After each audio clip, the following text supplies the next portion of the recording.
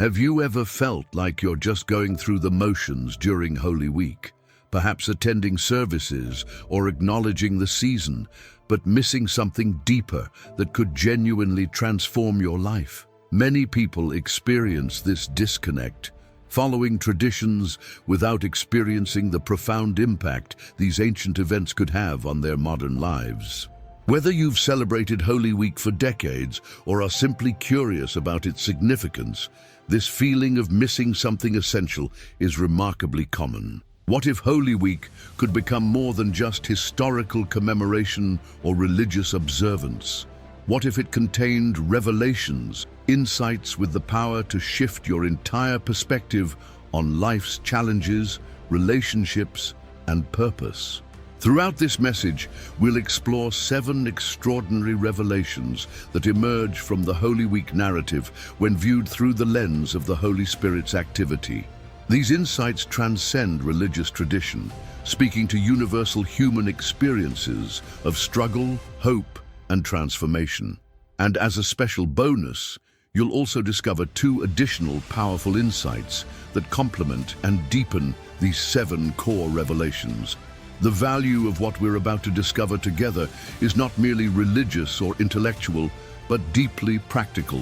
These revelations address the core human longings we all share: the need for purpose beyond routine, connection beyond superficiality, hope beyond circumstances, and transformation beyond self-improvement. Whether you identify as a spiritual seeker, a committed believer, or someone simply open to wisdom from diverse sources, these principles have the potential to open new dimensions of understanding that apply to everyday challenges. Each revelation we'll explore illuminates a different aspect of life's journey, from dealing with expectations and disappointments to finding meaning in suffering and discovering purpose beyond success. These insights have transformed countless lives across cultures and centuries, not because they offer easy answers, but because they provide profound perspective shifts that make sense of our deepest human experiences. I invite you to approach this journey with an open mind and heart. You don't need to share any particular belief system to benefit from these revelations. They speak to universal human experiences while offering perspectives you might not have considered before. As we begin, take a moment to identify one area of your life where you feel stuck, confused, or in need of fresh perspective. This simple act of reflection creates receptivity for insights that might speak directly to your current circumstances, wherever you may be on your personal journey. Number 1. The revelation of divine timing, finding peace in life's seasons. Have you ever found yourself frustrated by the pace of your life, feeling that opportunities are arriving too slowly or that challenges are lasting too long? Palm Sunday reveals the first transformative insight from Holy Week, the principle of divine timing that can fundamentally change how we navigate life's seasons and transitions. When Jesus entered Jerusalem, he did so at a precisely timed moment that fulfilled prophecies written centuries earlier. The Gospel of Mark describes how Jesus sent disciples to find a colt that had never been ridden exactly where he said it would be. Mark 11:1-6. This carefully orchestrated entrance reveals something profound about timing that applies to everyone, regardless of their spiritual background. There exists a wisdom in the unfolding of events that often exceeds our limited perspective. In ancient Greek, 2 distinct words describe time: chronos, sequential measured time, and kairos, the right or opportune moment. Most of us live primarily by chronos, watching clocks, following schedules, and measuring progress in linear fashion. Yet the Palm Sunday narrative points to the reality of kairos, moments of opportunity and significance that don't always align with our preferred timetables, but arrive with a wisdom that often becomes clear only in retrospect. Modern psychology affirms the emotional and mental toll of living at odds with life's natural timing. Research shows that resistance to current reality Fighting against what is, rather than working with it, significantly increases stress hormones while reducing cognitive function and emotional resilience. The brain literally functions better when we align with reality as it unfolds, rather than battling against it. This science confirms what many wisdom traditions have long taught. There is a profound difference between passive resignation and active acceptance of life's timing. Sarah, a healthcare executive, discovered this principle during a career setback that initially seemed devastating. "I had my entire professional path planned out with specific timelines for each promotion," she explains. "When I was passed over for a key position, I was furious at what felt like a disruption to my perfect plan.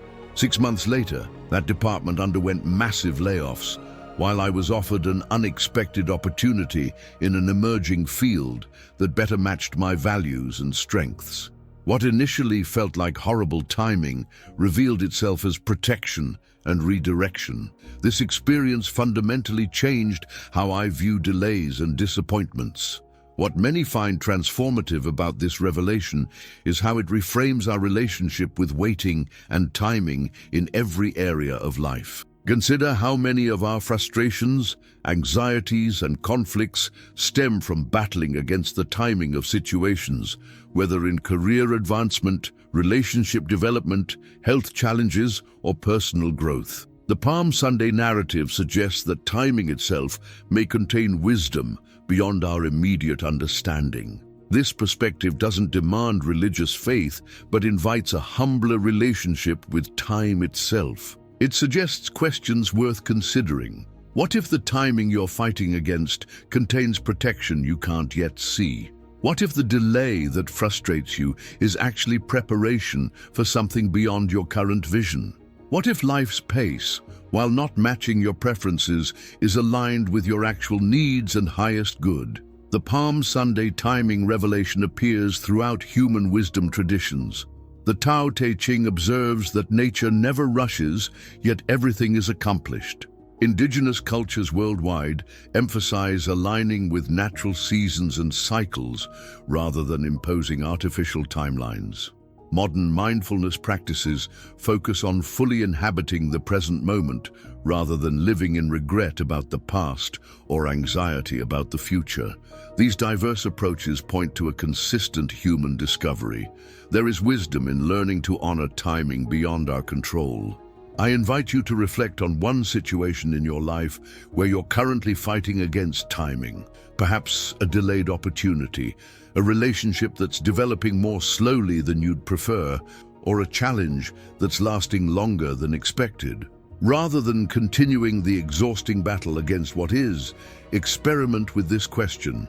What might this timing be making possible that a different timeline could not? This simple perspective shift often reveals unexpected insights. For those facing particularly difficult waiting periods, consider creating a small daily ritual, acknowledging both the challenge of waiting and the possibility of hidden purpose within it. This might be as simple as a few moments of reflection each morning, writing in a journal, or sharing your experience with a trusted friend. These practices don't change the external situation, but often transform our relationship with it, creating capacity to discover meaning and possibility within circumstances we cannot control. The revelation of divine timing doesn't eliminate the difficulty of waiting or the pain of delay, but it offers a more spacious perspective that reduces anxiety and creates capacity for wisdom that reactive frustration often prevents. Whether viewed through a lens of faith or simply as a pragmatic approach to reality, this shift in how we relate to timing can transform experiences of waiting from meaningless delay to purposeful unfolding. The first revelation that continues to transform lives when embraced with an open mind and heart. If this perspective resonates with something you're currently experiencing, I invite you to share a simple in the comments. This small acknowledgement can remind you of your intention to approach timing differently while connecting you with others exploring the same insight. Number 2, the revelation of holy disruption, finding purpose in life's upheavals. Have you ever had your comfortable routines completely upended, leaving you disoriented and questioning everything? The Monday of Holy Week provides our second revelation as Jesus entered the temple courts and overturned the tables of the money changers. A deliberate disruption of religious business as usual that speaks directly to how we might understand the upheavals in our own lives. The Gospel of Mark describes this provocative scene. On reaching Jerusalem, Jesus entered the temple courts and began driving out those who were buying and selling there. He overturned the tables of the money changers and the benches of those selling doves, and would not allow anyone to carry merchandise through the temple courts. Mark 11:15-16. This deliberate disruption reveals something profound. Sometimes systems, patterns, and routines that appear normal and necessary actually require disruption for renewed purpose and authenticity to emerge. What's particularly striking about this temple-clearing moment is that the activities Jesus disrupted weren't obviously corrupt or malicious. Money changing provided necessary currency exchange for temple offerings, and selling sacrificial animals served those traveling from distant locations. These were practical services that had gradually displaced the temple's core purpose. Similarly, many patterns in our lives aren't inherently wrong, but can incrementally displace more essential priorities until disruption becomes necessary for restoration. Research in systems theory demonstrates how all human systems, from organizations to families to individual habit patterns, naturally drift toward comfort and efficiency rather than purpose and effectiveness. Without periodic disruption and reassessment, even the best designed systems eventually serve their own maintenance rather than their original mission. This research helps explain why meaningful transformation often requires disruptive moments that force re-evaluation of established patterns and assumptions. Michael, an artist and teacher, experienced this principle through a health crisis that upended his productivity-focused lifestyle. "I had built my identity around constant achievement and output," he explains. "When an autoimmune condition suddenly left me unable to maintain that pace, I was devastated. Everything I thought defined me was disrupted." In that forced pause, I began recognizing how my productivity obsession had actually displaced my deeper values of connection, presence, and meaning. What initially felt like devastating interruption eventually revealed itself as necessary intervention that restored priorities I couldn't recognize until my normal patterns were disrupted.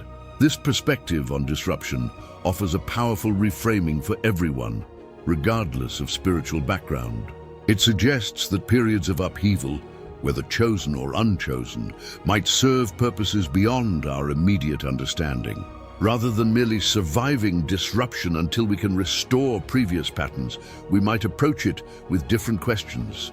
What has this disruption made visible that was obscured during normal operations? What priorities or purposes might be trying to resurface that had been displaced by familiar routines? The temple disruption specifically targeted activities occupying space meant for another purpose. The court of the Gentiles, the only temple area accessible to non-Jews seeking connection with God, had become so filled with religious commerce that its welcoming function was compromised. This pattern appears in many life contexts: career demands that displace family connection, administrative tasks that overtake creative purpose, or maintenance activities that leave no space for innovation and growth. Disruption often reveals these displaced priorities, creating painful but necessary awareness of what has been lost. Multiple wisdom traditions recognize this paradoxical function of disruption. Zen Buddhism values the concept of beginner's mind, returning to seeing without preconceptions that develop through routine. Indigenous rite of passage ceremonies intentionally create disruption to facilitate transformation from one life stage to another. Modern psychology recognizes that significant personal growth often emerges not from continuous comfort, but from successfully navigating discontinuity and challenge. I invite you to consider one recent or current disruption in your life. Perhaps a relationship change, career transition, health challenge, or unexpected circumstance that has disoriented familiar patterns. Rather than focusing exclusively on restoring previous stability, reflect on these questions. What might this disruption be clearing space for? What had gradually filled the temple courts of your life, displacing more essential purposes? What becomes possible in this disruptive space that continuous routine would have prevented? For those experiencing particularly difficult upheavals, consider creating a simple reflective practice to distinguish between the pain of disruption itself and the suffering that comes from resistant interpretation of it. This might involve writing down both your experience, "my job ended," and your interpretations of it. "This means I'm a failure," or "this means opportunity for redirection." This separation often creates space to hold the reality of disruption while remaining open to its potential purposes beyond our initial understanding.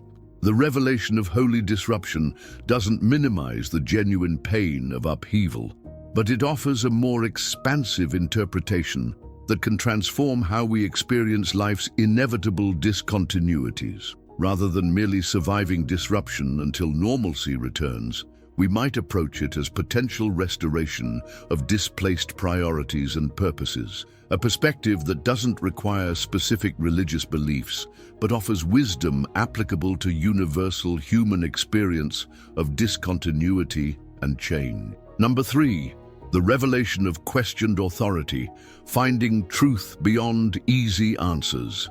Have you noticed how hungry our culture is for simple, definitive answers to complex questions? The Tuesday of Holy Week offers our third revelation as religious leaders repeatedly challenge Jesus with trap questions designed to either discredit him or force him into simplistic answers. His masterful responses reveal something profound about navigating a world where truth often transcends the false dichotomies we're pressured to accept. In Matthew's Gospel, 3 groups approach Jesus with cleverly constructed questions. The Pharisees ask about paying taxes to Caesar, the Sadducees present a puzzle about marriage in the resurrection, and an expert in the law tests him about the greatest commandment, Matthew 22:15-40. Each question attempted to force Jesus into a binary answer that would either alienate followers or contradict Scripture. His responses consistently transcended these false either-or frameworks, revealing deeper principles that address the heart of each issue while refusing the artificial limitations of the questions themselves. When asked if it was right to pay imperial taxes, Jesus didn't choose between the presented options of Roman loyalty or Jewish resistance. Instead, he shifted the conversation to a more fundamental principle: give back to Caesar what is Caesar's, and to God what is God's. Matthew 22:21. This response transcended the political trap while inviting deeper reflection on what truly belongs to God versus temporal authorities, a nuanced perspective that neither side of the debate had considered. Contemporary research in cognitive psychology identifies dichotomous thinking, seeing issues in absolute either-or terms as a significant barrier to wisdom and mental health. Studies show that the most psychologically mature individuals demonstrate cognitive complexity, the ability to hold seemingly contradictory perspectives simultaneously while recognizing the partial truth in different viewpoints. This capacity allows for more nuanced understanding than either-or thinking can provide, precisely what Jesus demonstrated in these interactions. Rebecca, a mediator working with divided communities, applies this principle in highly polarized situations. I've found that the most difficult conflicts aren't resolved by determining which side is entirely right, she explains. Transformation happens when people recognize legitimate concerns on both sides while discovering deeper principles that transcend the perceived dichotomy. In my experience, the most important truth often emerges in the space beyond the forced choices people initially present. This ability to question the framing of issues, not just debate within established parameters, offers a profound resource for everyone navigating today's polarized discourse. Rather than accepting the binary options cultural debates often present, you must be either for this or against it, we might follow this pattern of questioning the questions themselves. What assumptions does this framing contain? What deeper principles might transcend the presented dichotomy? What perspective might honor legitimate concerns on multiple sides while pointing toward more integrative understanding? Jesus' responses consistently directed attention beyond surface-level debates to heart issues. When tested about the greatest commandment, another attempt to trap him in prioritizing certain laws over others, he identified love of God and neighbor as the foundation from which all other commandments flow. Matthew 22:37-40. This approach distinguished between fundamental principles and their various applications, a crucial distinction often lost in debates where specific applications are treated as equivalent to core principles themselves. Multiple wisdom traditions recognize this limitation of either-or thinking. Eastern philosophies often emphasize the complementarity of seemingly opposite forces. Indigenous approaches frequently seek harmony and integration rather than opposition. Modern complexity science demonstrates how apparently contradictory patterns can be different aspects of larger, more comprehensive systems. These diverse traditions converge in recognizing that our most significant questions often transcend simple binary answers.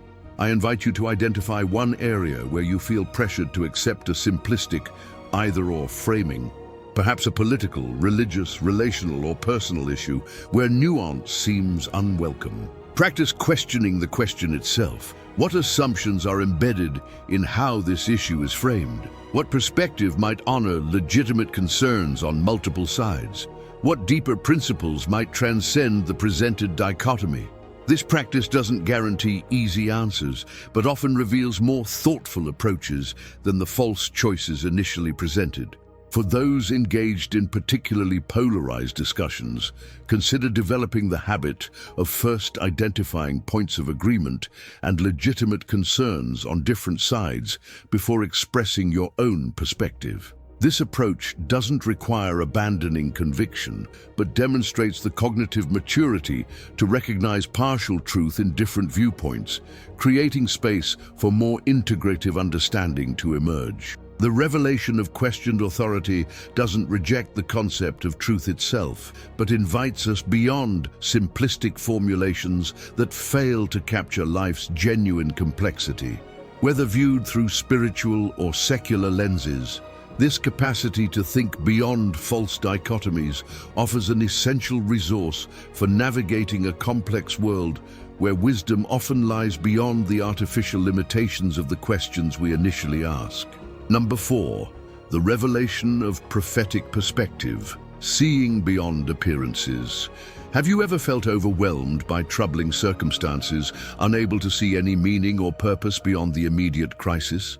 The Wednesday of Holy Week offers our fourth revelation through Jesus' prophetic teachings about the future, insights that demonstrate how a longer view fundamentally transforms how we experience present challenges. Though the Gospels don't specifically mention Wednesday's events, many scholars believe this was when Jesus delivered his extensive teachings about future challenges and ultimate restoration, recorded in Matthew chapters 24-25. Speaking from the Mount of Olives overlooking Jerusalem, Jesus described coming destruction and difficulties while simultaneously assuring followers that these events, however devastating, weren't the final word. This prophetic perspective reveals something profound, the ability to see beyond immediate circumstances to larger patterns of meaning can radically transform how we experience present difficulties.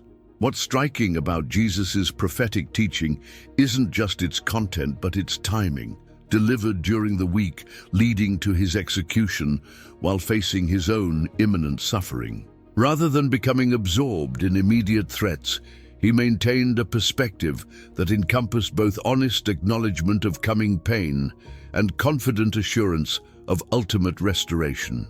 This capacity to hold both reality and hope simultaneously offers a powerful resource for everyone facing disorienting challenges. Research in psychological resilience identifies meaning-making as a crucial factor distinguishing those who merely survive trauma from those who experience post-traumatic growth. Studies show that people who can place difficult experiences within larger, meaningful narratives demonstrate significantly better outcomes than those who perceive adversity as random and meaningless. This doesn't minimize suffering, but transforms how it's experienced, precisely what prophetic perspective offers. Elena, an immigrant who fled political violence, describes how this principle transformed her displacement experience. When we were forced to leave our home with just what we could carry, I felt completely untethered, like our family story had been severed. An elder in our community helped me see our experience as part of a larger human pattern of exile and return that stretched back centuries. This didn't make our losses less painful, but it placed them within a meaningful framework where we weren't just passive victims, but participants in a significant human journey. This perspective gave me strength to build a new life while honoring what was lost. This prophetic capacity, seeing present circumstances within larger patterns of meaning, doesn't require specific religious beliefs, but offers a psychological and spiritual resource available to everyone. It suggests questions worth considering in any challenging situation. What larger story might this difficult experience be part of? What meaning becomes possible if I view this challenge within a more expansive time frame? What perspective would transform how I experience this circumstance without denying its reality? The essential quality of prophetic perspective isn't prediction, but discernment, seeing what's actually happening beneath surface appearances. When Jesus prophesied Jerusalem's destruction, he wasn't merely forecasting future events, but recognizing trajectories already underway that others missed. Similarly, developing prophetic perspective in our lives involves becoming more attentive to deeper currents beneath surface events, recognizing patterns, trajectories, and meanings that aren't immediately obvious, but fundamentally change how we interpret experience. Various wisdom traditions recognize this capacity for expanded perspective. Buddhist mindfulness practices develop the ability to observe experiences without being completely identified with them. Stoic philosophy emphasizes viewing present circumstances within cosmic perspective. Indigenous cultures often interpret current events through the lens of ancestral wisdom and future generations. These diverse approaches converge in recognizing how transformed perception changes lived experience without denying reality. I invite you to practice prophetic perspective with one challenging circumstance you're currently facing. Begin by acknowledging its difficulty without minimization. Then gradually expand your viewpoint. How might this situation look from 5 years in the future? What meaning might emerge if this challenge were part of a larger story still unfolding? What becomes visible from an expanded perspective that isn't apparent from within the immediate difficulty?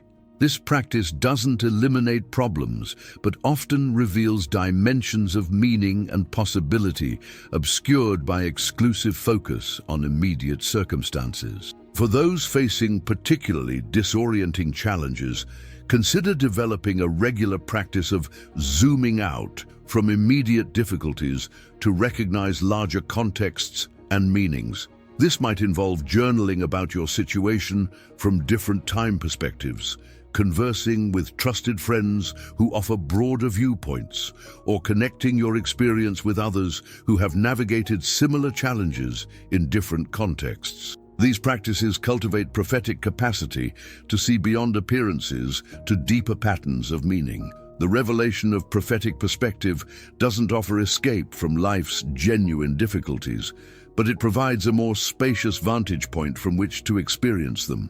Whether viewed through spiritual or secular lenses, this capacity to see beyond immediate circumstances to larger patterns of meaning offers an essential resource for maintaining hope and purpose amid life's most challenging seasons. Number 5, The revelation of sacred communion, discovering connection beyond transaction. Have you noticed how many of our interactions, even important ones, have become transactional rather than genuinely connective?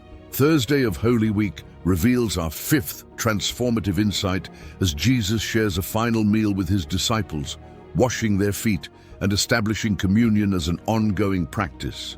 These intimate acts demonstrate something our efficiency-focused world often misses: the irreplaceable power of sacred communion for human flourishing.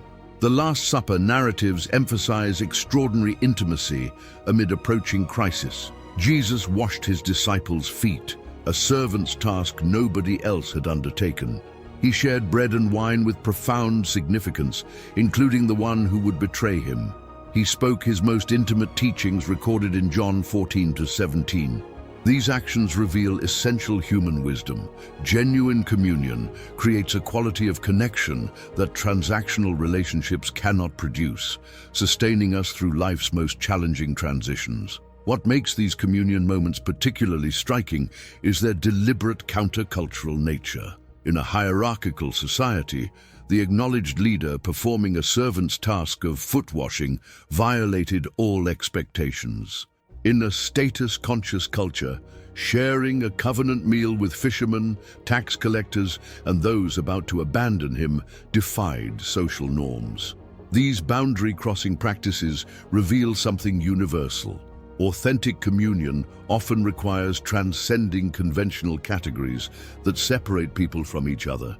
Contemporary research in neuroscience confirms what these ancient practices suggest. Studies in interpersonal neurobiology demonstrate that humans are fundamentally wired for connection. Our nervous systems literally regulate through relationships.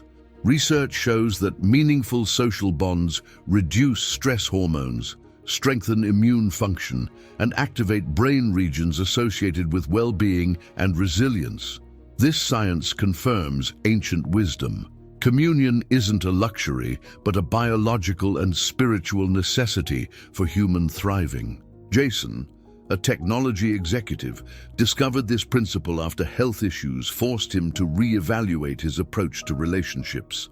I had built my life around achievement and efficiency, even scheduling quality time with family in 30-minute blocks between meetings. When stress-related health problems developed, my doctor asked about my support system, and I realized most of my relationships had become transactional exchanges rather than genuine connections. Learning to create unrushed space for real communion with family, friends, and in my own contemplative practices wasn't just personally enriching, it literally saved my health. What many find transformative about this revelation is recognizing that communion operates by fundamentally different principles than transaction. Transactional interactions focus on efficient exchange, maximizing return on investment, and moving quickly to next objectives. Communion involves presence, attentiveness, and recognition of inherent rather than instrumental value. Most of us need both modes in different contexts, but problems develop when transactional approaches dominate spaces where communion is essential for well-being. The Last Supper communion practice specifically addresses human tendencies toward fragmentation. Jesus stated, "This is my body. This is my blood," integrating physical elements with spiritual significance, connecting present experience with historical memory, and uniting individual participants in shared practice. This integration offers wisdom for everyone. Communion practices, whether spiritual or secular, create coherence and meaning by connecting dimensions of experience often fragmented in contemporary life. Multiple traditions recognize this communion necessity. Diverse religious practices worldwide center around shared meals, symbolically representing connection beyond ordinary exchange. Secular communal rituals, from family dinners to cultural celebrations, similarly create spaces where people experience belonging beyond instrumental relationships. Psychology recognizes that humans fundamentally need both autonomy and communion, independence and connection for psychological health. I invite you to reflect on the balance of transaction and communion in your life. Where have potentially sacred connections become primarily transactional? What relationships or practices create genuine communion that sustains you through challenges? Consider creating intentional communion space this week. Perhaps an unhurried meal with loved ones, a contemplative walk in nature, or a conversation focused on authentic connection rather than practical outcomes. These simple practices often restore dimensions of well-being that exclusively transactional living cannot provide. For those seeking to develop stronger communion practices, consider establishing regular rituals that honor connection beyond utility. These might be explicitly spiritual or simply humanizing.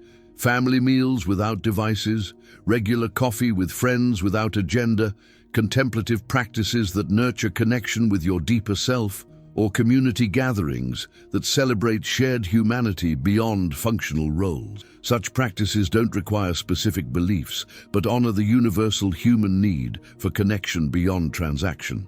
The revelation of sacred communion doesn't reject practical necessity, but recognizes that human flourishing requires more than efficient function.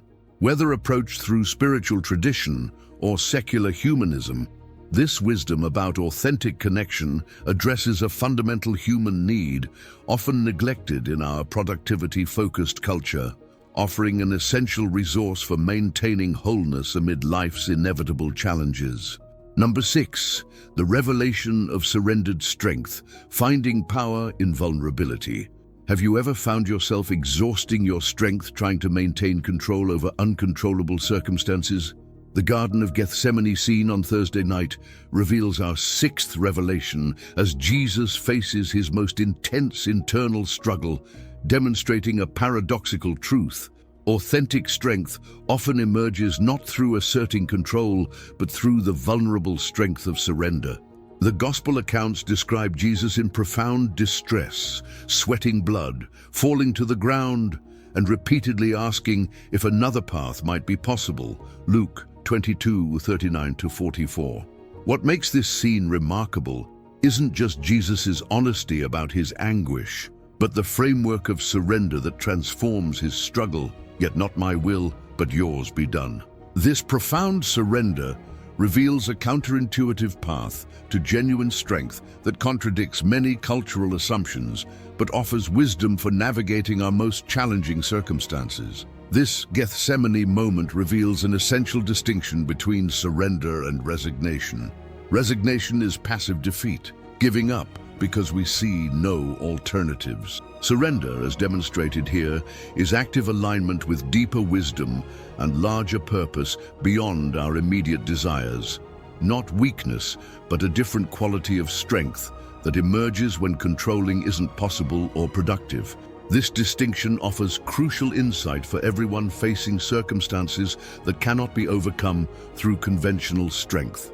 Research in stress resilience distinguishes between controllable and uncontrollable stresses, showing that different approaches are necessary for each. Studies demonstrate that applying control-oriented strategies to uncontrollable situations significantly increases psychological distress and physical stress markers. Conversely, acceptance-based approaches to genuinely uncontrollable circumstances reduce stress hormones and improve psychological outcomes. This science confirms ancient wisdom. Knowing when to surrender rather than control represents essential discernment for well-being. Marcus, a former military officer facing terminal cancer, describes how this principle transformed his approach to mortality. My entire life had been built around overcoming obstacles through determination and strength. When my diagnosis came with no treatment options, I initially approached death as another enemy to defeat through sheer willpower. This created immense suffering for both me and my family. A hospice chaplain helped me recognize that genuine strength in my situation involved a different capacity, the courage to surrender fighting what couldn't be changed while focusing my remaining energy on what truly mattered. This surrender wasn't giving up, but shifting from exhausting resistance to meaningful engagement with the actual reality before me. What many find transformative about this revelation is how it challenges cultural narratives, equating strength exclusively with control, domination, or never showing vulnerability. The Gethsemane scene offers a more nuanced understanding. Authentic strength includes knowing when asserting control depletes vital energy that could be redirected toward meaningful purpose within actual constraints. This wisdom doesn't glorify suffering, but offers practical discernment for navigating it with less wasted energy and greater inner resource. The specific phrase, "not my will but yours," reflects a spiritual framework, but the principle of surrendering to wisdom beyond our limited perspective transcends particular belief systems. Various contemplative traditions recognize that excessive attachment to our preferences and demands creates suffering, while alignment with larger realities, whether framed as divine will, natural order, or acceptance of what cannot be changed, creates internal freedom and more effective engagement with actual circumstances rather than wished-for alternatives. This surrender principle appears across diverse wisdom approaches. The Serenity Prayer's distinction between what can and cannot be changed reflects this same discernment. Addiction recovery programs consistently identify surrender as the essential first step toward healing. Acceptance and commitment. Therapy, a well-researched psychological approach, emphasizes accepting uncontrollable realities while committing to valued action within actual constraints rather than fighting against them. I invite you to identify one circumstance in your life where you may be exhausting strength in resistance to what cannot be changed. This might involve a health condition, relationship situation, past event that can't be undone, or present limitation that isn't currently resolvable. Practice distinguishing between what aspects might be amenable to change through action versus what currently requires the strength of acceptance. Consider what energy might be liberated for meaningful purpose if you stopped fighting what cannot presently be changed. For those facing particularly challenging surrender moments, consider developing language that honors the active, courageous nature of this process rather than framing it as defeat. Rather than giving up, this might involve opening to larger wisdom, releasing exhausting resistance, or aligning with reality as it actually is. This linguistic shift often helps recognize surrender as a form of strength rather than its absence, a crucial distinction for maintaining dignity amid necessary acceptance. The revelation of surrendered strength doesn't promote passivity or endorse unjust circumstances, but it offers essential discernment between what can be changed through action and what currently requires acceptance to avoid wasting precious life energy. Whether viewed through spiritual or secular frameworks, this wisdom about when to assert control versus when to surrender it addresses universal human challenges, offering a more nuanced understanding of authentic strength than simplistic cultural narratives provide. Number 7. The revelation of redemptive suffering, finding meaning in pain. Have you ever wondered if the pain you're experiencing could possibly serve any purpose beyond mere survival? Good Friday reveals our seventh and perhaps most profound revelation as Jesus endures crucifixion, demonstrating how suffering, while never good in itself, can become a pathway to transformation and new life when approached with redemptive perspective. The crucifixion narrative contains a paradox at the heart of human experience. What appeared to be ultimate defeat became the catalyst for history's most significant renewal. The Gospel of John records Jesus saying from the cross, "It is finished," John 19:30, words easily misinterpreted as resignation, but actually declaring accomplished purpose.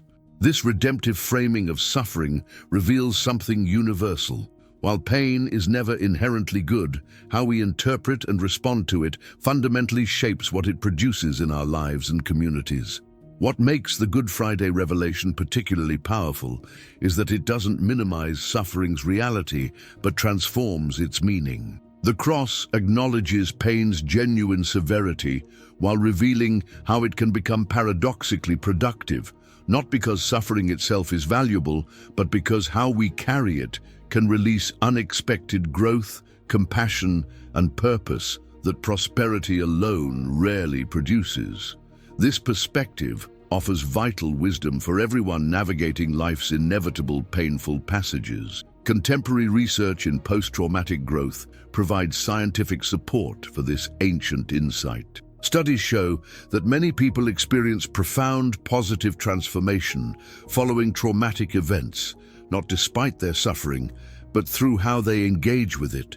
Research identifies key factors enabling growth through adversity, finding meaning in the experience, connecting with supportive community, and integrating the suffering into a coherent life narrative rather than seeing it as meaningless interruption.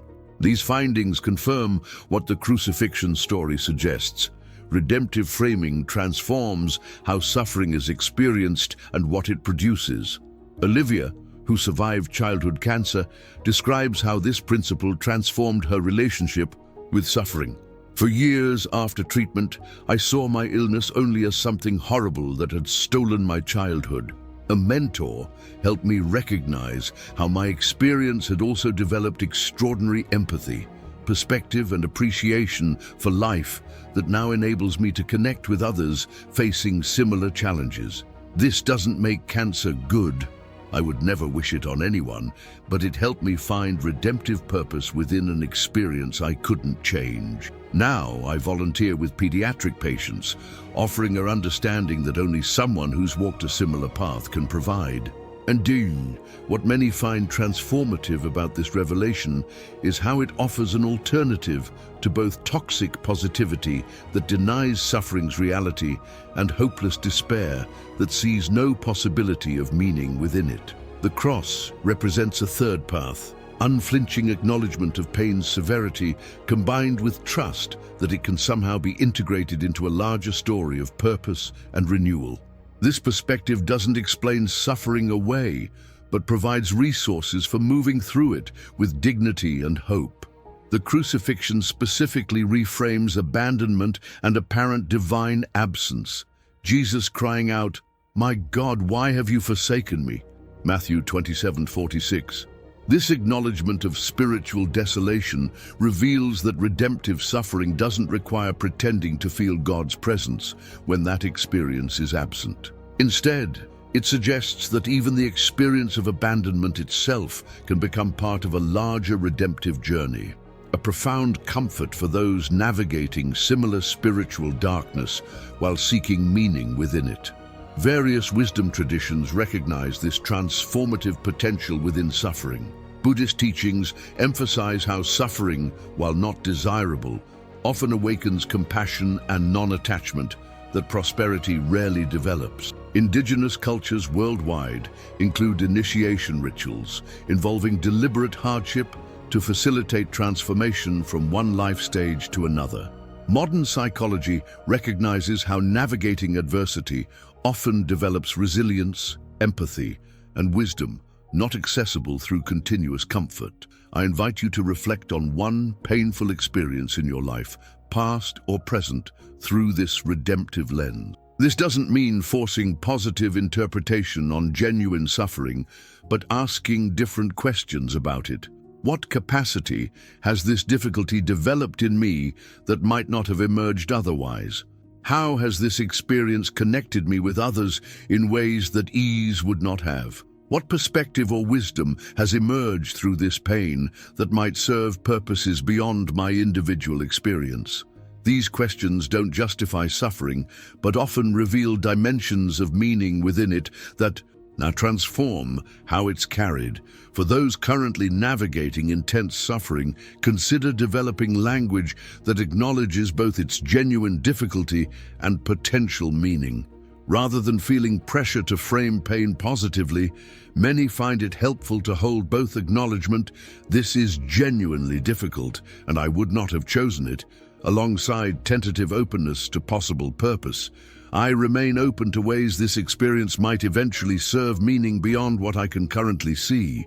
Ubre, this balanced approach honors suffering's reality while remaining receptive to redemptive possibilities that may gradually emerge. The revelation of redemptive suffering doesn't offer simplistic answers to life's most painful questions, but it provides a framework for engaging difficulty that neither denies its reality nor surrenders to meaninglessness within it. Whether viewed through explicitly spiritual or broadly humanistic lenses, this perspective on suffering addresses a universal human need, finding purpose within pain that cannot be avoided, and making meaning of experiences we would never have chosen but must somehow integrate into coherent, purposeful lives. Number 8. The revelation of Holy Saturday silence. Finding God in apparent absence. Have you ever experienced a period of profound silence, a season when answers don't come, progress seems absent, and even spiritual connection feels distant or non-existent? Holy Saturday offers our 8th revelation as Jesus' body lay in the tomb, while disciples waited in confusion and apparent abandonment, revealing wisdom about those mysterious middle spaces between endings and new beginnings that every human journey includes. The Gospel accounts say remarkably little about this silent Saturday, creating a narrative gap that mirrors the experience itself. We know the disciples gathered behind locked doors in fear and uncertainty. John 20:19. From their perspective, everything had ended tragically, with no indication that resurrection would follow. This apparently empty interim reveals something profound. Between significant endings and new beginnings often lies a necessary period of uncertainty, waiting, and transformation that cannot be rushed, but serves essential purpose in preparing for what comes next. What makes Holy Saturday particularly challenging is its open-endedness.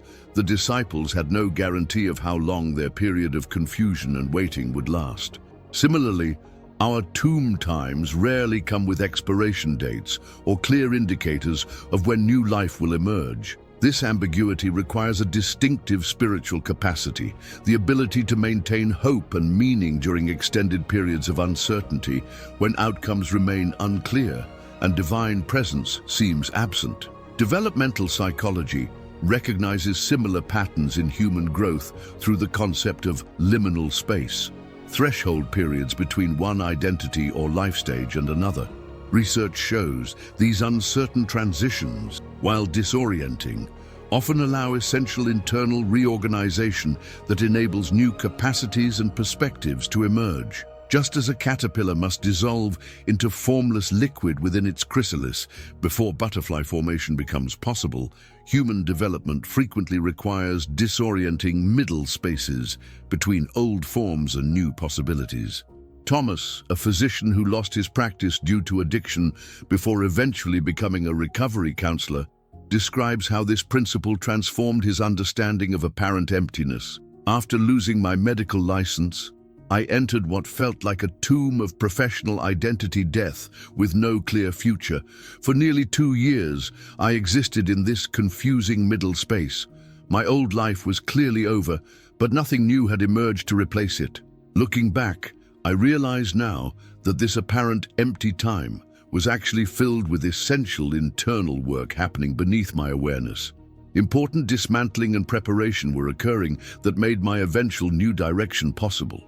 What felt like meaningless waiting was actually necessary incubation. What many find transformative about this revelation is how it reframes periods of apparent emptiness, confusion, or divine silence.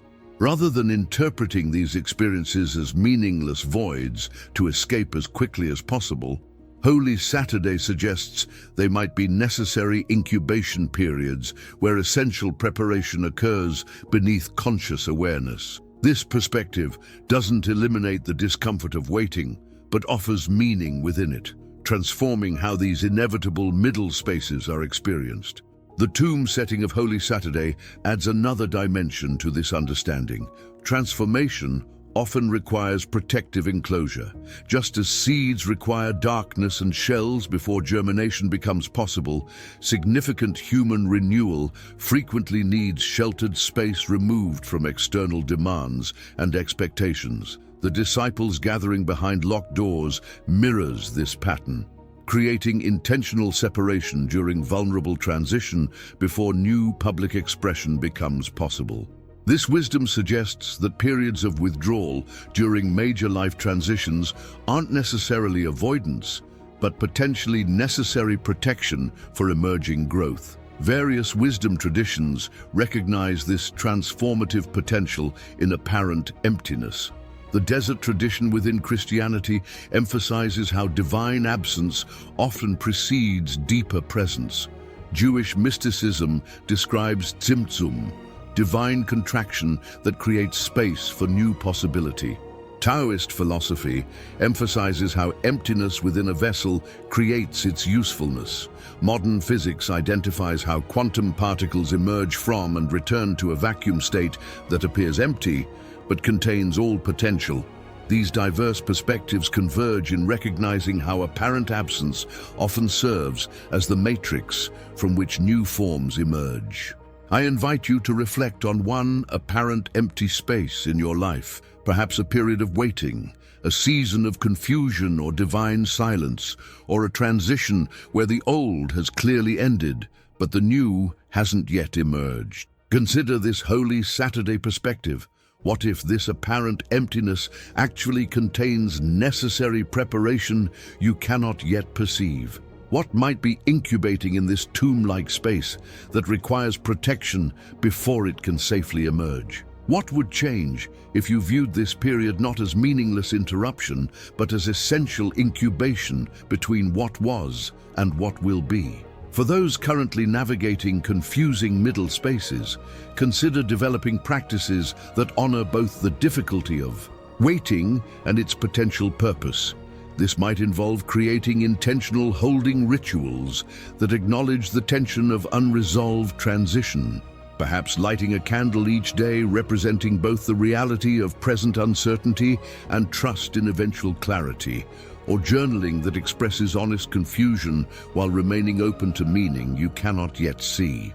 These practices don't eliminate discomfort, but often create capacity to carry it with greater patience and trust. The revelation of Holy Saturday silence doesn't provide easy answers for periods of confusion, waiting, or apparent divine absence, but it offers a more spacious perspective on their potential purpose. Whether viewed through explicitly religious frameworks or broadly human developmental patterns, this understanding of necessary middle spaces addresses a universal experience, helping us navigate those inevitable seasons when old forms have clearly ended but new life hasn't yet emerged with visible clarity. Number 9, the revelation of resurrection recognition, seeing with new eyes. Have you ever had an experience so unexpected that you initially couldn't recognize its significance or even perceive what was happening? Easter Sunday provides our 9th revelation through disciples' varied responses to resurrection, revealing how transformative encounters often require new ways of seeing that develop gradually rather than instantaneously as we learn to recognize what our existing frameworks cannot immediately comprehend. The Gospel accounts emphasize how resurrection wasn't immediately recognizable even to those who had known Jesus intimately. Mary Magdalene initially mistook him for a gardener, John 20:15. The Emmaus travelers walked 7 miles with Jesus without recognizing him, Luke 24:13-16. Thomas demanded physical evidence before accepting what others had seen, John 20:25. These recognition difficulties reveal something profound. Truly transformative realities often exceed our existing perceptual frameworks, requiring gradual development of new ways of seeing rather than instant comprehension. What makes this recognition challenge particularly significant is that it wasn't primarily about physical perception, but conceptual frameworks that determined what could be recognized as possible. The disciples didn't fail to see Jesus because of poor eyesight, but because resurrection, existed completely outside their understanding of reality's possibilities. This pattern continues in how humans encounter transformative insights across domains.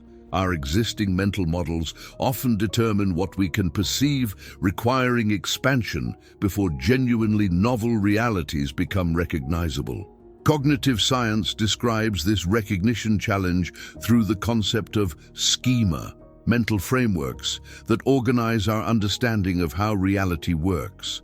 Research shows that information fitting existing schemas is easily processed, while contradictory information often gets filtered out or misinterpreted to preserve cognitive consistency. This explains why genuinely new possibilities frequently remain invisible until our mental frameworks expand to include them. Precisely what the disciples experienced with resurrection's unprecedented reality. Alexis, a corporate executive who transformed her company's approach to environmental sustainability, describes how this principle manifested in organizational change. When we first proposed regenerative business practices beyond mere compliance, most colleagues literally couldn't see the possibilities. Not because they were unintelligent, but because these approaches contradicted their fundamental assumptions about what business success could look like. The turning point came not through better arguments, but through experiences that expanded their perception. Visiting companies successfully implementing these approaches and witnessing tangible benefits firsthand. Like the disciples touching Jesus' wounds, they needed direct encounter with what seemed impossible before recognition could occur. What many find transformative about this revelation is how it normalizes the gradual, often disorienting process of recognizing genuinely new possibilities. Rather than expecting instant comprehension of transformative insights, whether spiritual or practical, resurrection recognition suggests that significant perceptual expansion typically occurs through progressive encounters that gradually stretch existing frameworks until new realities become visible. This patience with the recognition process creates space for genuine transformation, rather than dismissing what doesn't immediately fit our current understanding. The disciples' varied recognition pathways reveal another important aspect of this principle. Different people often require different types of encounters before recognition becomes possible. Mary recognized Jesus when he spoke her name, John 20:16, engaging emotional connection. Thomas needed physical evidence through touch, John 20:27. The Emmaus travelers recognized Jesus through familiar actions at a shared meal, Luke 24:30-31. This diversity suggests that transformative recognition often requires multiple approaches addressing different aspects of human perception, intellectual, emotional, experiential, and relational, rather than assuming one pathway works for everyone. Various wisdom traditions acknowledge this recognition challenge. Zen Buddhism employs koans, paradoxical statements designed to break through limited conceptual frameworks. Indigenous teaching often uses symbolic stories that communicate truths inexpressible through direct statement. Modern education increasingly emphasizes experiential learning alongside conceptual instruction. These diverse approaches converge in recognizing that transformative comprehension typically requires more than information alone. It demands experiences that expand perceptual capacity beyond existing limitations. I invite you to reflect on one area where expanded perception might reveal possibilities currently invisible to you. This might involve a persistent problem where all solutions seem inadequate, a relationship dynamic that feels stuck in repetitive patterns, or a spiritual question where conventional answers feel insufficient. Consider what experiences, rather than merely new information, might expand your perception in this area. What direct encounters might help you recognize possibilities that existing frameworks currently filter out? For those seeking expanded perception in important areas, consider developing practices that intentionally disrupt habitual seeing. This might involve experiencing environments or perspectives significantly different from your own, engaging with people who hold fundamentally different worldviews without immediate judgment, or participating in creative activities that deliberately challenge conventional perception. These experiences often function like resurrection appearances, creating encounters with possibility that gradually expand what we can recognize and respond to with engaged awareness. The revelation of resurrection recognition doesn't diminish the importance of critical thinking, but acknowledges that truly transformative realities often initially appear impossible within existing frameworks. Whether applied to spiritual insights, creative innovation, or personal growth, this understanding of expanded perception addresses a universal human challenge, helping us remain open to possibilities that may initially seem implausible, but contain potential beyond what our current seeing can immediately recognize. Number 10, the revelation of embodied faith, making truth tangible. Have you noticed how easy it is for beliefs to remain abstract concepts without transforming how we actually live? The post-resurrection appearances reveal our 10th insight, as Jesus repeatedly emphasized the physical, tangible nature of his presence, inviting Thomas to touch his wounds, preparing breakfast by the lakeshore, and eating fish to demonstrate his bodily reality.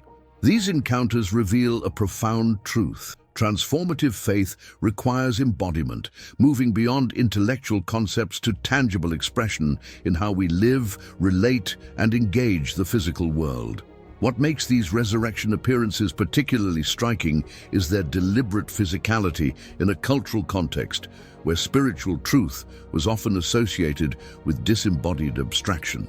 Jesus didn't present resurrection as merely spiritual concept, but as embodied reality that could be touched, that prepared meals, and that engaged with material existence.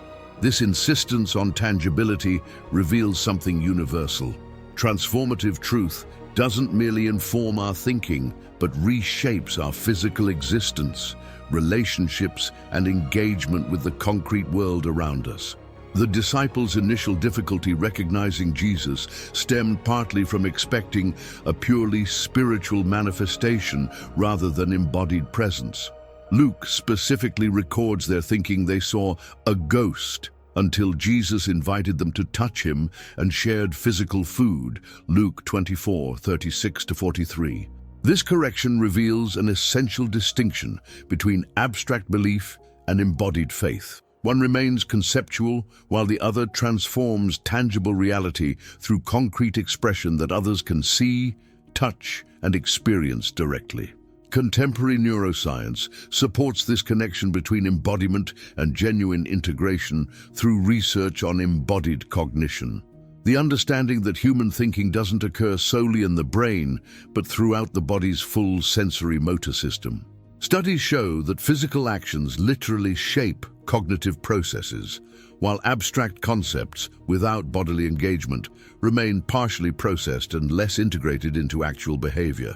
This science confirms ancient wisdom. Truth becomes transformative when embodied rather than merely contemplated. Marcus, an architect who transformed his firm's approach to community development, describes how this principle revolutionized his professional practice.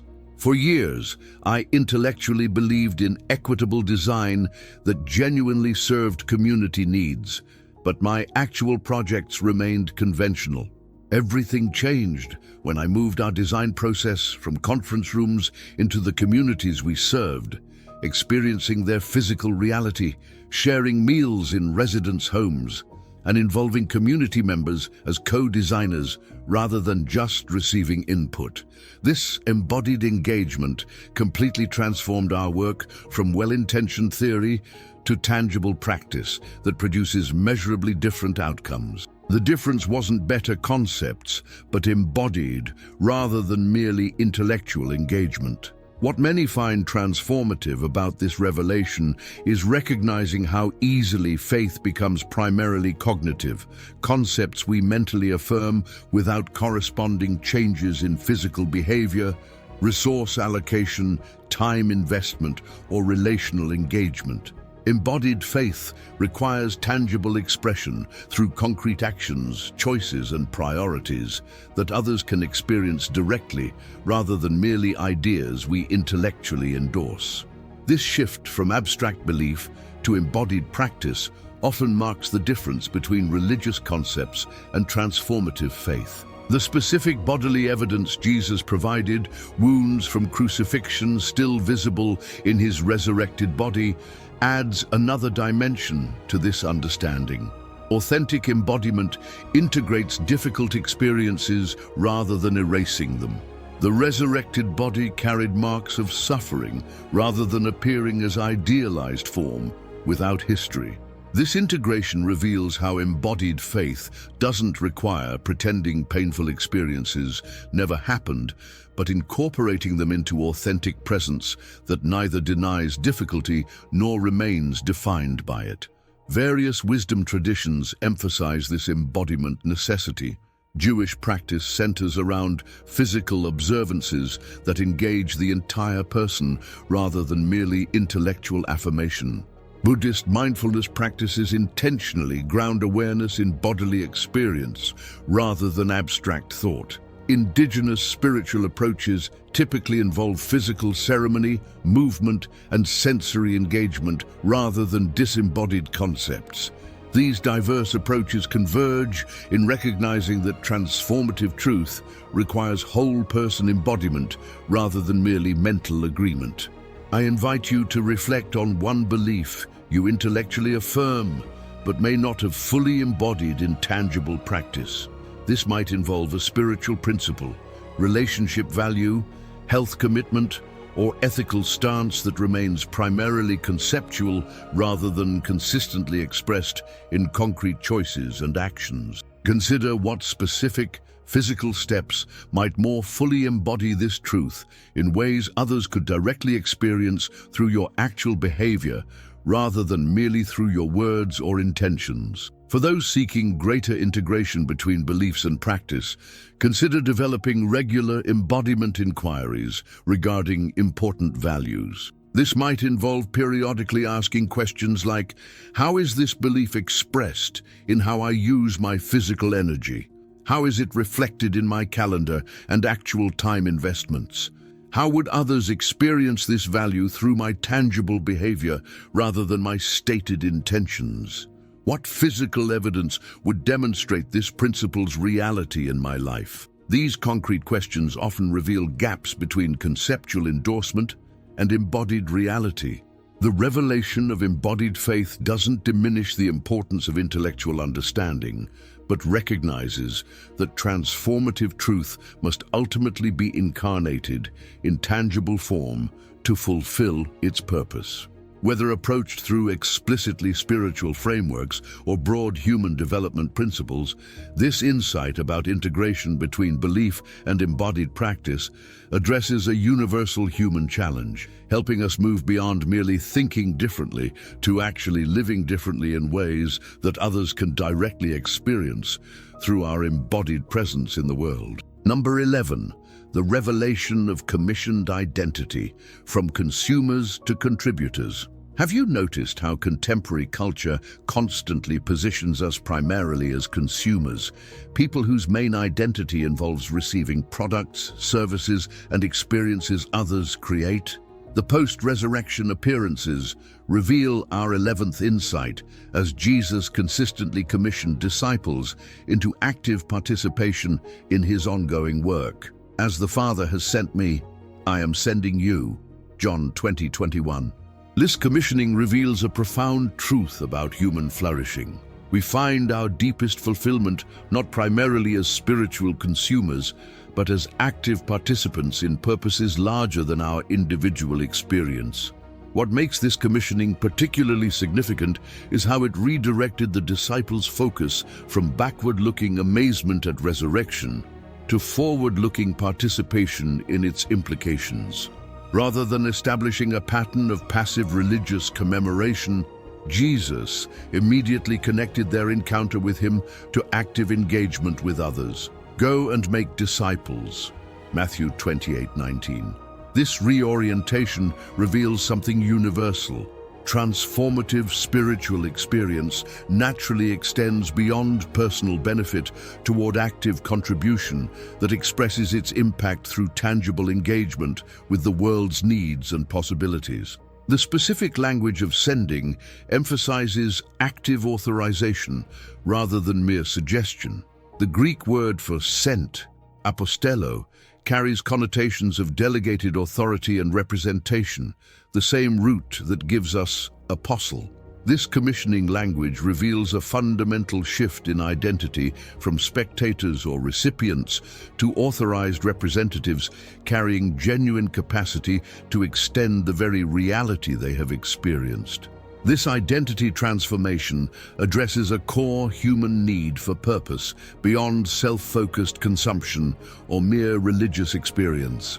Psychology research consistently identifies generativity, contributing to causes and concerns beyond oneself, as essential for sustained well-being and meaning across the lifespan. Studies show that people primarily focused on receiving experiences and meeting personal needs typically report lower life satisfaction than those actively contributing to purposes larger than themselves, regardless of external circumstances. This science confirms what the commissioning pattern suggests. Humans flourish through active participation in meaningful contribution, not merely through spiritual consumption. Elena, who transformed her approach to faith after years of discouragement, describes how this principle revolutionized her spiritual journey. I had approached religion primarily as a consumer, attending services, reading books, and participating in programs, always hoping to receive experiences that would fulfill my spiritual needs. Despite sincere effort, this approach left me increasingly empty.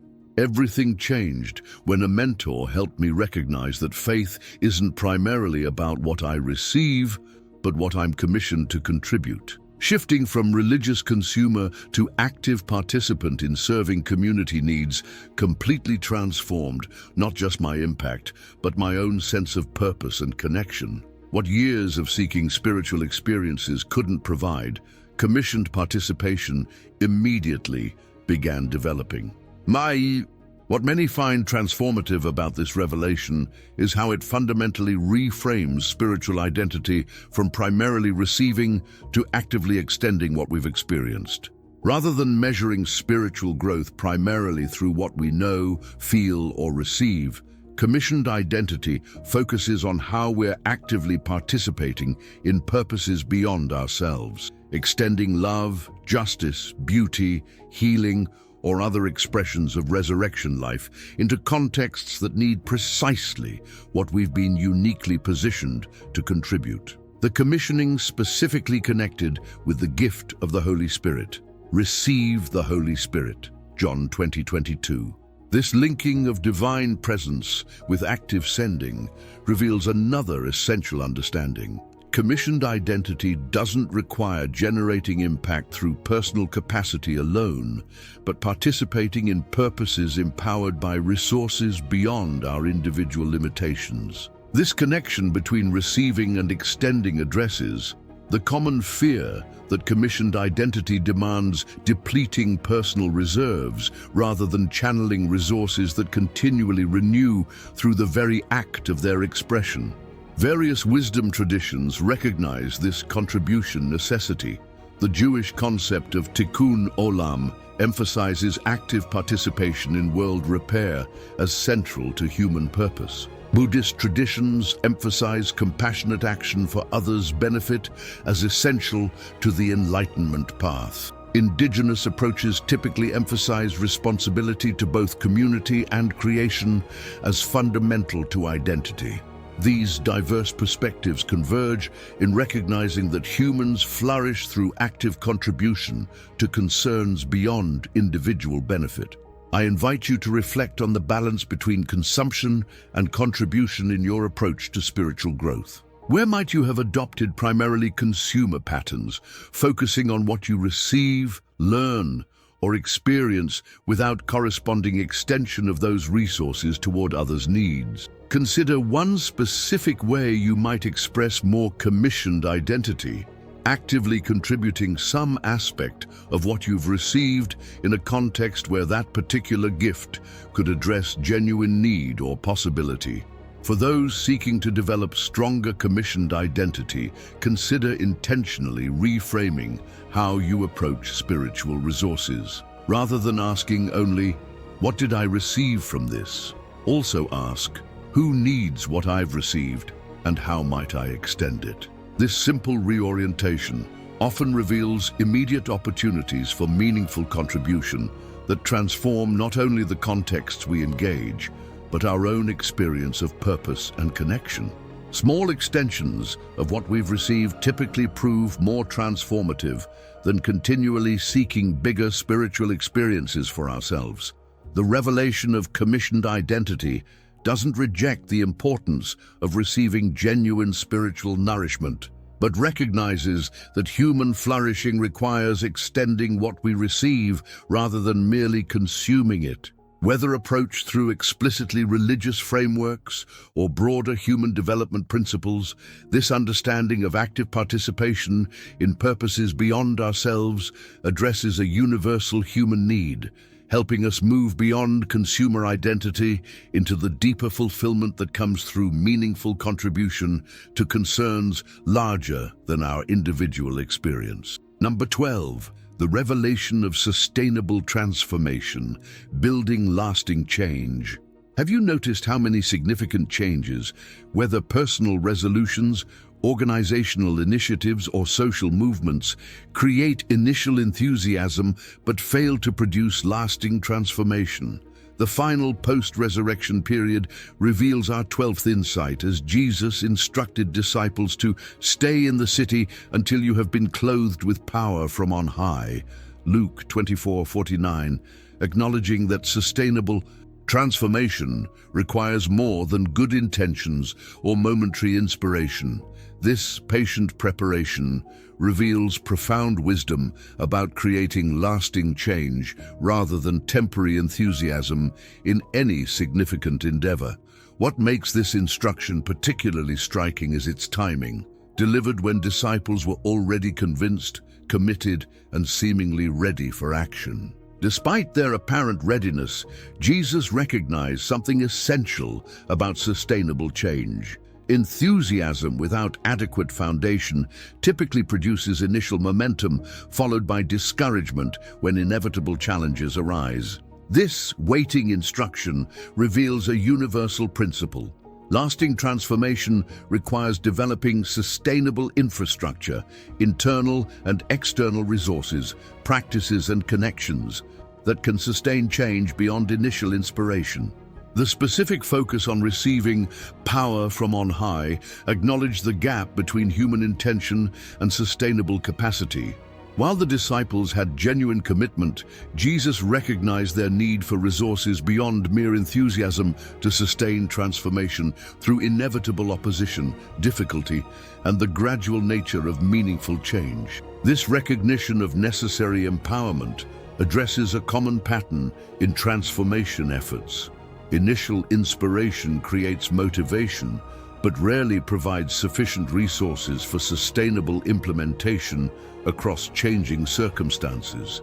Contemporary research in behavioral change confirms this ancient wisdom. Studies consistently show that most change efforts fail, not from lack of initial motivation, but from insufficient support systems to sustain new patterns when enthusiasm naturally wanes or challenges arise. Successful long-term transformation typically involves creating robust infrastructures, accountability relationships, environmental adjustments, habit formation, and regular renewal practices that support continued implementation when motivation fluctuates. Marcus, who led a community development initiative that created lasting neighborhood transformation, describes how this principle proved crucial for sustainable impact. Our early efforts relied heavily on inspiration and volunteer enthusiasm, which created impressive initial momentum but consistently faded within months. Everything changed when we shifted focus from generating more excitement to building sustainable systems. Developing local leadership, creating realistic funding models, establishing manageable rhythms, and building genuine community ownership. These infrastructures meant progress continued even when initial enthusiasm naturally diminished.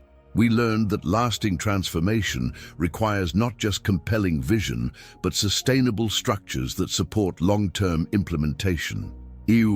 What many find transformative about this revelation is how it challenges magical thinking about significant change, the assumption that sufficient inspiration or desire automatically produces lasting transformation.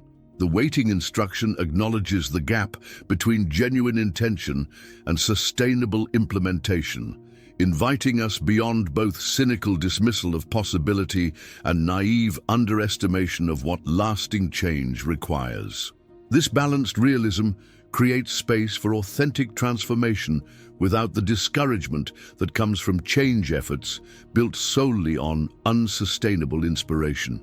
The disciples' waiting period wasn't passive, but deeply formative. The Book of Acts describes them joining together constantly in prayer. Acts 1:14, during this preparation time. This active preparation reveals another dimension of sustainable transformation.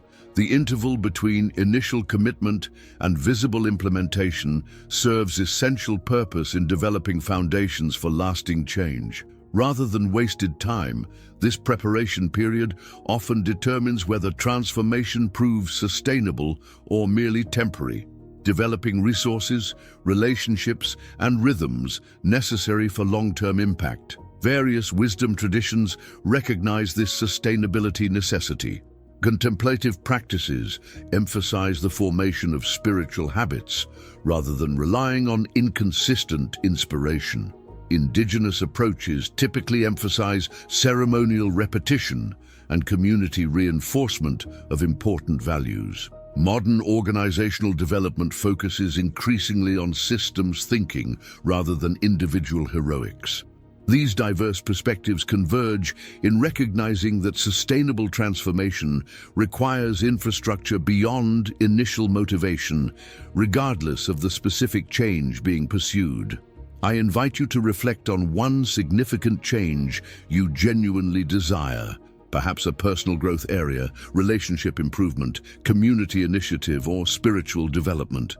Beyond your sincere intention, consider what specific infrastructures might support sustainable implementation.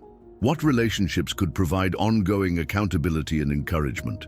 What environmental adjustments might remove obstacles or add supportive elements? What regular practices would renew commitment when motivation naturally fluctuates? What realistic pace acknowledges the gradual nature of meaningful change rather than expecting immediate transformation? For those leading change efforts in any context, consider developing the discipline of asking sustainability questions alongside vision questions. How will initial inspiration be translated into ongoing motivation? What specific systems will support implementation when enthusiasm naturally wanes? Who will maintain focus when attention inevitably shifts to other priorities? What realistic timeframes acknowledge the actual pace of meaningful change in this particular context? These practical considerations often determine whether change efforts create lasting transformation or merely temporary activity. The revelation of sustainable transformation doesn't diminish the importance of vision and inspiration, but recognizes they provide only initial movement rather than complete change process. Whether approached through explicitly spiritual frameworks or practical change management principles, this understanding of what lasting transformation requires addresses a universal challenge, helping us create changes that endure beyond initial enthusiasm to produce the meaningful, sustainable impact we genuinely desire in our lives, relationships, organizations, and communities. Beyond the 7 bonus revelations for deeper transformation. We've journeyed through the 7 primary revelations of Holy Week, each offering profound insights for navigating life's complexities with greater wisdom and purpose. But the story doesn't end there. The period following Easter contains additional powerful insights that complement and extend what we've already discovered. As we continue beyond the 7 core revelations, these bonus insights explore dimensions of the post-resurrection experience that speak directly to common human challenges, finding connection despite absence and discovering the transformative power of shared testimony. These additional revelations provide further tools for navigating life's most profound questions with hope and practical wisdom. Bonus Revelation 1. The Paradox of Divine Presence. Finding closeness in apparent absence. Have you ever experienced moments when someone felt most present to you precisely when they were physically absent? The disciples' journey after Jesus' ascension reveals a fascinating paradox. They experienced a deeper, more universal connection with him after his physical departure than during his localized earthly presence. This counterintuitive reality reveals a profound truth about human connection and spiritual presence that applies far beyond religious context.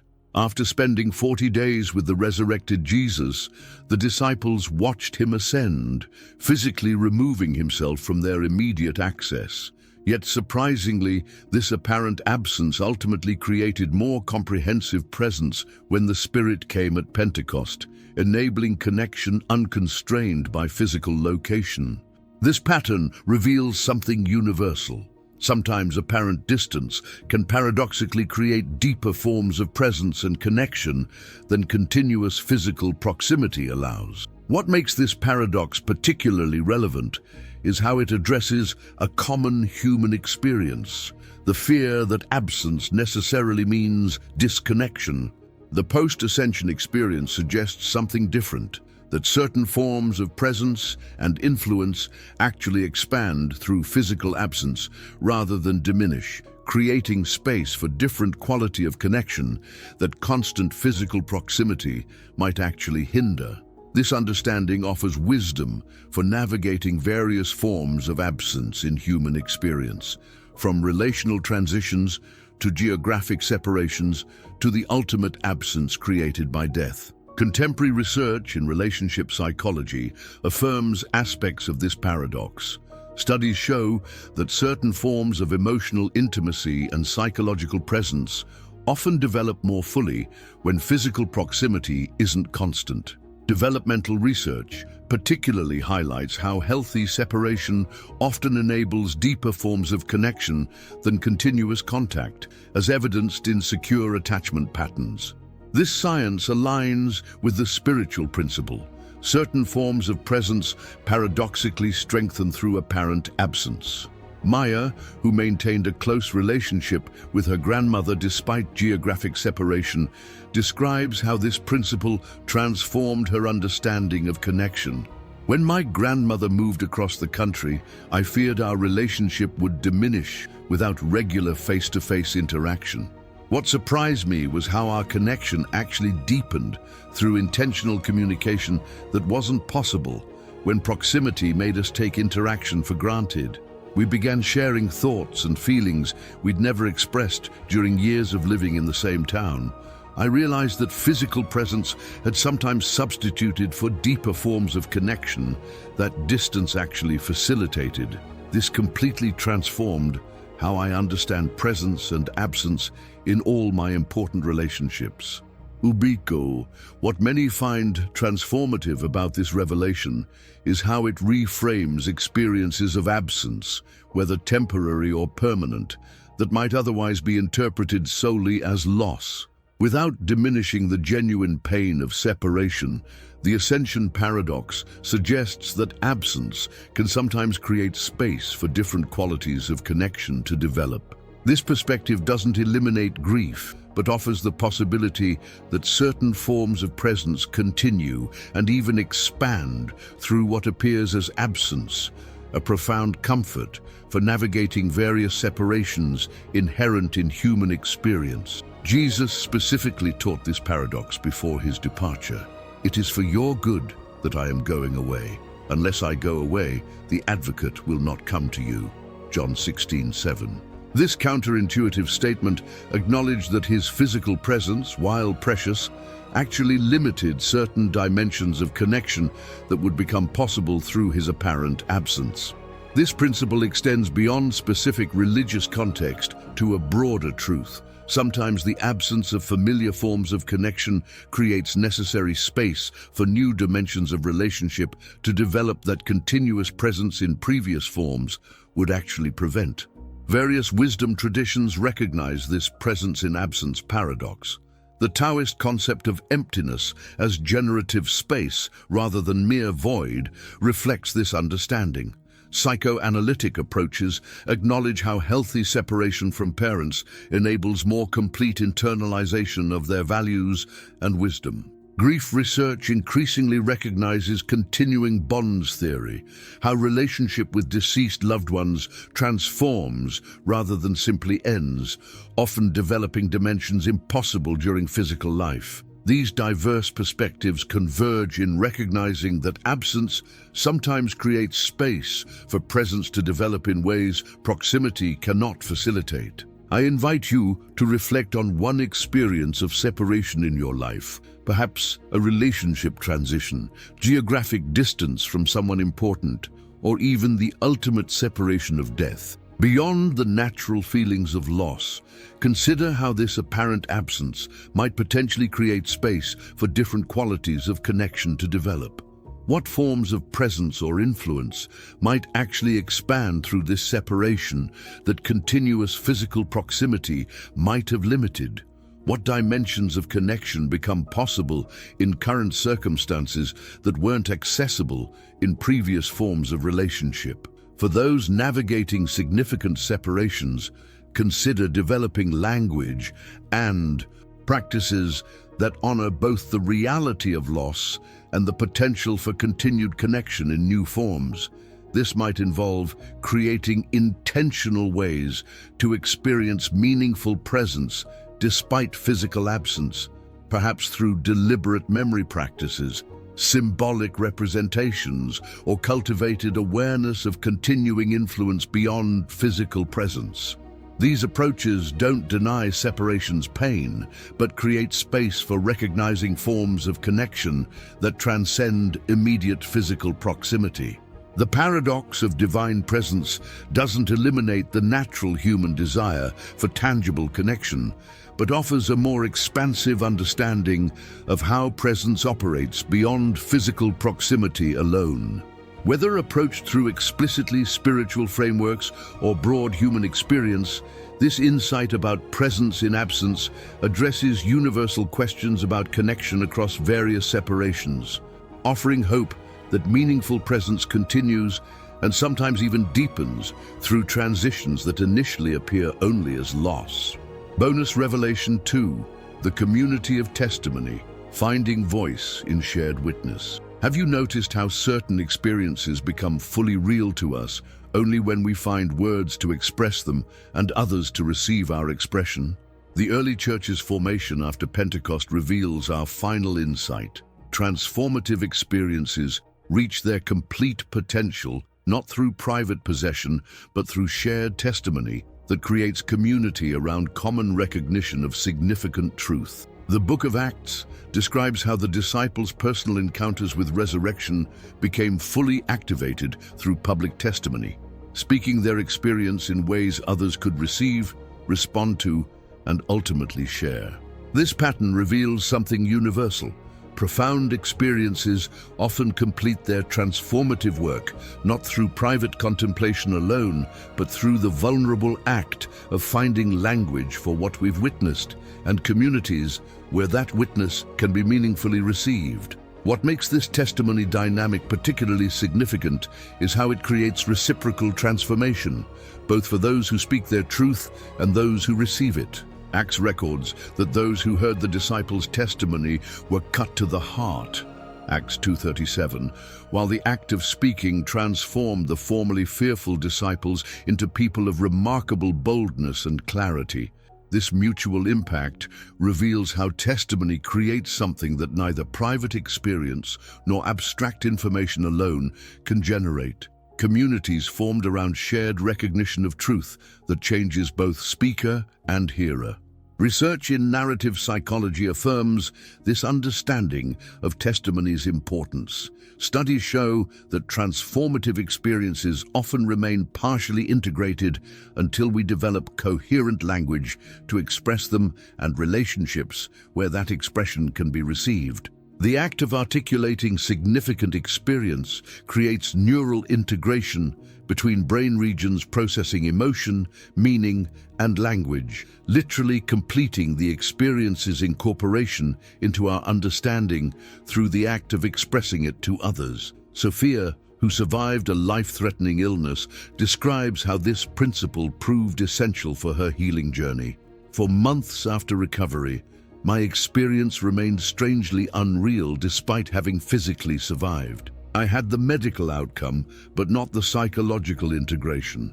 What finally transformed my relationship with what happened was finding words to express my experience to a community that could genuinely receive it. Something powerful happened in that vulnerable sharing that neither private processing nor medical treatment could accomplish. The experience became fully real and meaningful through testimony in ways that silence never allowed, while creating connections with others that private healing could never have generated. What many find transformative about this revelation is recognizing that significant experiences often remain partially realized until expressed through testimony.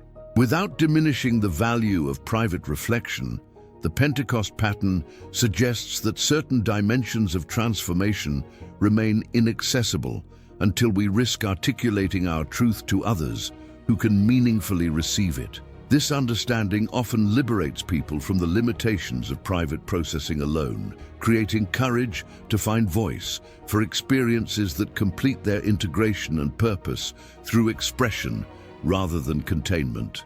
The specific Pentecost detail of speaking in various languages adds another dimension to this understanding. Effective testimony requires finding language that genuinely communicates across different perspectives and experiences. Rather than insisting others learn our language, this multilingual quality suggests that authentic testimony involves the creative work of translating truth into forms others can actually receive from their particular location. This adaptability distinguishes genuine testimony from mere proclamation, creating connection through communication that meets hearers where they actually are. Various wisdom traditions recognize this testimony necessity. Indigenous cultures worldwide emphasize storytelling as essential for both personal and communal integration of significant experience. 12-step recovery programs identify public sharing of personal truth as crucial for both individual healing and community formation. Restorative justice approaches center on testimony as essential for both victim healing and community restoration. These diverse practices converge in recognizing testimony's irreplaceable role in completing what private experience alone begins. I invite you to reflect on one significant experience in your life that may remain partially integrated because it hasn't found appropriate expression. This might involve a transformative insight, challenging circumstance, or meaningful encounter that continues to feel partially unresolved despite its importance. Consider what appropriate testimony might involve. What aspects of this experience remain unexpressed in ways that limit its complete integration? What community might provide suitable context for this expression? What language would communicate your truth in ways others could meaningfully receive? For those hesitant about vulnerable sharing, consider developing graduated testimony practices that honor both the value of expression and the necessity of appropriate context. This might involve identifying specific relationships where particular aspects of your experience could be safely shared. Journal writing that externally articulates what isn't yet ready for interpersonal expression, or creative forms like art or music that communicate truth without requiring literal language. These approaches create testimony pathways that respect both the need for expression and the importance of suitable receiving contexts. The community of testimony doesn't diminish the value of personal experience, but recognizes that private encounter often represents just the beginning of transformation that completes through shared witness. Whether approached through explicitly religious frameworks or broadly human understanding, this insight about testimony's role addresses a universal human need, helping us complete significant experiences through finding voice for our truth and communities, where that truth can create connections that private contemplation alone cannot generate.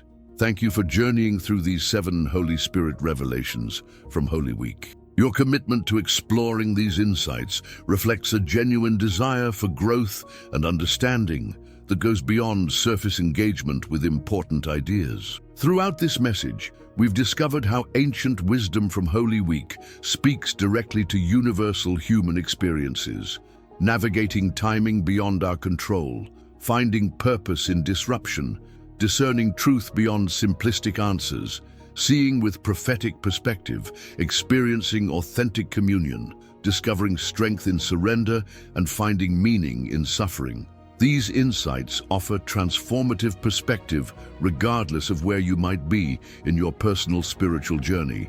What makes these revelations particularly valuable is their application across diverse life contexts, from personal challenges to relational dynamics to broader engagement with our complex world. Each insight offers practical wisdom that can transform how you experience circumstances that might otherwise remain confusing, painful, or seemingly meaningless. I encourage you to identify one specific revelation that particularly resonated with your current life situation. Rather than trying to apply everything at once, consider how this single insight might transform your approach to a current challenge or opportunity. Small, specific application often creates more meaningful change than general inspiration without focused implementation. As you continue beyond this message, remember that these insights become transformative, not through mere intellectual agreement, but through practical application in real-life circumstances. Whether you approach them through explicitly spiritual frameworks or as universal human wisdom, their potential to create meaningful change remains available to anyone willing to engage them with authentic openness and thoughtful application.